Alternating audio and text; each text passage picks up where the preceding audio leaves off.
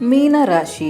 ಗುರು ಈ ವರ್ಷ ಪಂಚಮದಲ್ಲಿ ಸಂಚರಿಸುತ್ತಿರುವುದರಿಂದ ದೈವ ಬಲವಿದೆ. ಗೃಹದಲ್ಲಿ ಶುಭ ಕಾರ್ಯಗಳು ನಡೆಯುವುದು. ಸಾಂಸಾರಿಕ ಹಾಗೂ ಕೌಟುಂಬಿಕ ಅಭಿವೃದ್ಧಿ ಇದೆ. ನೂತನ ವೃತ್ತಿ ಕೈಗೊಳ್ಳಬಹುದು. ಹೊಸ ಮನೆ ಅಥವಾ ಹೊಸ ಪರಿಸರಕ್ಕೆ ಹೋಗಬೇಕಾಗಬಹುದು. ಆರ್ಥಿಕವಾಗಿ ಅಭಿವೃದ್ಧಿ ಕಾಣುವಿರಿ.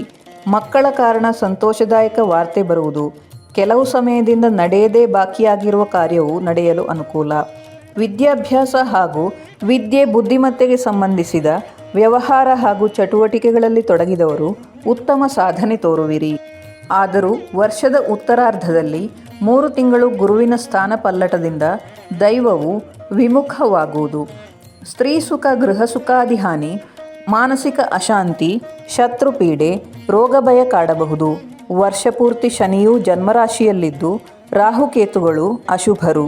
ಮೋಡಿ ಮಾತುಗಳಿಂದ ಮೋಸ ಹೋಗುವಿರಿ. ವಿಷಾಹಾರ, ವಿಷಜಂತುಗಳ ಬಗ್ಗೆ ಅಗ್ನಿ ಲೋಹ ವಾಹನಾದಿಗಳಲ್ಲಿ ಹಾಗೂ ರಾತ್ರಿ ಸಂಚಾರದಲ್ಲಿ ಎಚ್ಚರಿಕೆ ವಹಿಸಬೇಕು.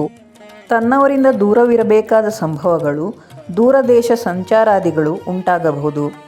ಆರ್ಥಿಕ ಸಂಕಷ್ಟ ಎದುರಾಗುವುದು. ಮಾನಸಿಕ ಒತ್ತಡಕ್ಕೊಳಗಾಗುವಿರಿ. ಶಿಸ್ತು ಸಂಯಮದಿಂದ ಇದ್ದಲ್ಲಿ ಕಷ್ಟ ನಷ್ಟಗಳು ಕಡಿಮೆಯಾಗುವುದು.